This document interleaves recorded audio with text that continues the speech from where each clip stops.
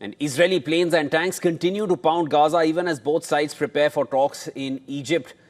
Now, Tel Aviv says that its forces have shifted to a defensive posture, but on the ground, people say that the bombardment hasn't stopped. The battle rages even as negotiations begin to take shape.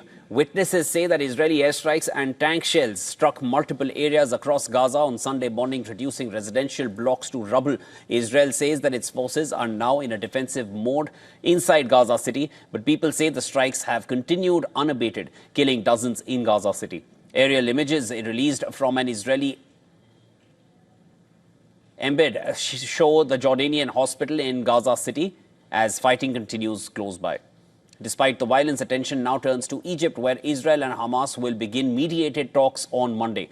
The negotiations aim to end the two-year conflict and finalize a prisoner exchange, Israeli hostages for Palestinian prisoners.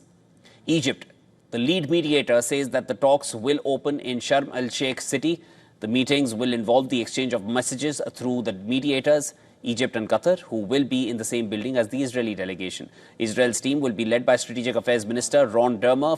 From the U.S. Special Envoy, from the U.S. is going to be Special Envoy Steve Witkoff and President Trump's son-in-law Jared Kushner. On the Hamas side, the delegation will be led by Hamas leader Khalil Al-Hayya.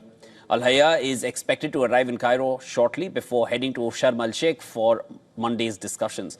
According to reports, Al-Hayya, who has been based outside Gaza throughout the war, was recently targeted in a botched Israeli strike in Doha. President Trump has claimed that Israel has agreed to an initial withdrawal line for Gaza. He added that once Hamas confirms it, a ceasefire will be effective immediately, setting the stage for the next phase of Israel's withdrawal from the Palestinian enclave. Hamas is yet to react to Trump's message. On the other hand, Israeli Prime Minister Benjamin Netanyahu says that he hopes to bring home the hostages within days, crediting military and diplomatic pressure for pushing Hamas. Netanyahu says Israel will continue to control areas that control the depth of Gaza, and that Hamas will be disarmed and the Strip will be demilitarized, either through Trump's diplomatic plan or by Israel's force.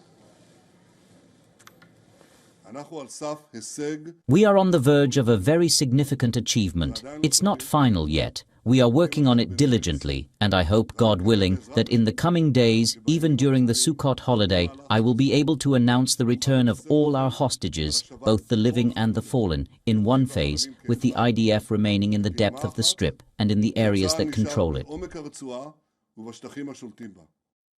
Hamas has not agreed to any disarmament and is expected to object to Netanyahu's claim that Israeli troops will remain deployed inside Gaza.